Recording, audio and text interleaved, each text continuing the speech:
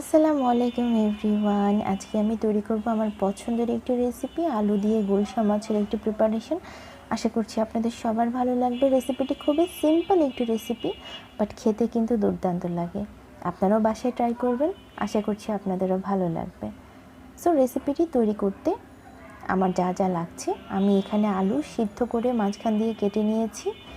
গুলশা মাছগুলো ভালোভাবে ধুয়ে পরিষ্কার করে কেটে নিয়েছি। 2-4টি কাঁচামরিচ ফালি করে নিয়েছি, আদা রসুন পেঁয়াজ বাটা সামান্য পরিমাণে পেস্ট করে নিয়েছি। আমি এখানে ধনিয়া পাতা কুচি করে নিয়েছি, একটি পেঁয়াজ কুচি নিয়েছি। আমি এখানে পেঁয়াজের পরিমাণটা বেশি দিইনি, সামান্য পরিমাণে ইউজ করব। সো চলুন তৈরি করা যাক। আমি এখন কড়াইটি গরম করে তাতে সামান্য পরিমাণে তেল দিয়ে দিলাম।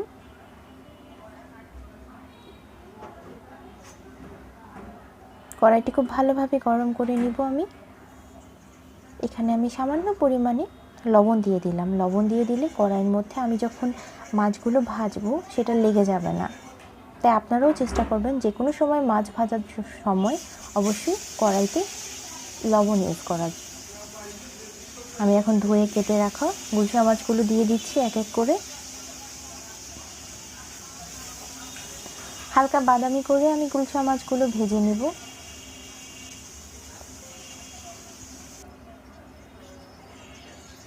আমি এপিট ওপিট উল্টে দিচ্ছি।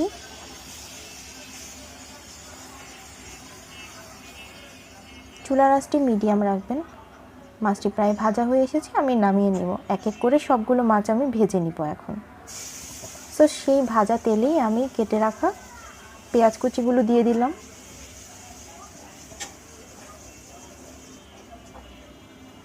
পেঁয়াজগুলো হালকা বাদামি করে ভেজে নিব। আমি এর মধ্যে হাফ চা চামচ জিরা দিয়ে দিলাম। জিরা দিলে যে কোনো মাছের তরকারিতে খুব সুন্দর একটি ফ্লেভার আসে। আর আলু দিয়ে যে কোনো মাছের প্রিপারেশন করলে অবশ্যই সেটাতে জিরা ইউজ করার চেষ্টা করবেন। আমি এর মধ্যে আদা রসুন পেঁয়াজ পেস্ট করে রেখেছিলাম, সেটি দিয়ে দিলাম। মশলাগুলো খুব ভালোভাবে কষিয়ে নিব। আমি সামান্য পরিমাণে মরিচ গুঁড়ো দিয়ে দিলাম, পরিমাণ মতো হলুদ গুঁড়ো দিয়ে দিলাম, ভেজে রাখা জিরা আর ধনিয়া গুঁড়ো দিয়ে দিলাম। সামান্য পরিমাণে পানি দিয়ে মিক্সড করে নিলাম। এখন আমি মশলাগুলোকে খুব ভালোভাবে কষিয়ে নিব।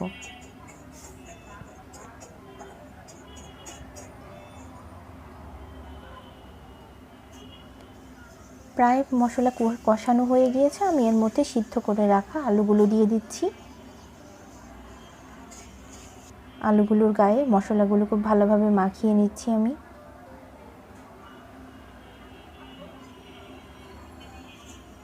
ভেজে রাখা মাছের টুকরোগুলোকে দিয়ে দিলাম।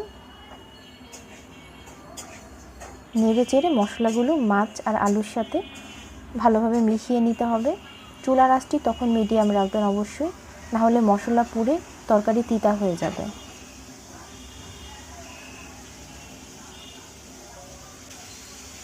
আমি এর মধ্যে এখন পানি দিয়ে দিলাম।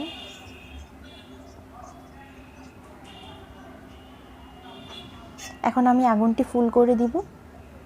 খুব ভালো আছে। এখন আমি মাছটি ভালোভাবে জাল করে নিব।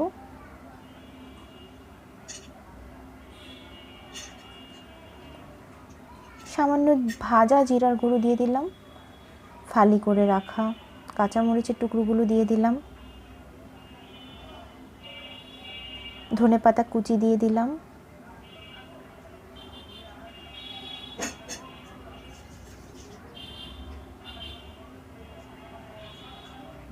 পরিমাণ মতো লবণ দিয়ে দিলাম। আমার রেসিপিটি প্রায় হয়ে গিয়েছে, আমি এখন নামিয়ে নিচ্ছি। দেখুন কি সুন্দর একটি কালার এসেছে। গরম গরম ভাত দিয়ে এটি খেতে কিন্তু অসাধারণ লাগে।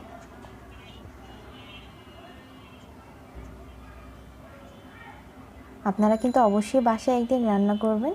খুবই সিম্পল একটি আইটেম, বাট খেতে কিন্তু দুর্দান্ত লাগে। সো আপনারা রান্না করে একদিন খাবেন আর আমাকে কমেন্ট সেকশনে জানাবেন খেতে কেমন লাগলো। আমার ভিডিও আপনাদের ভালো লেগে থাকলে please like, comment, share and subscribe my channel and don't forget to press the bell icon. Thank you.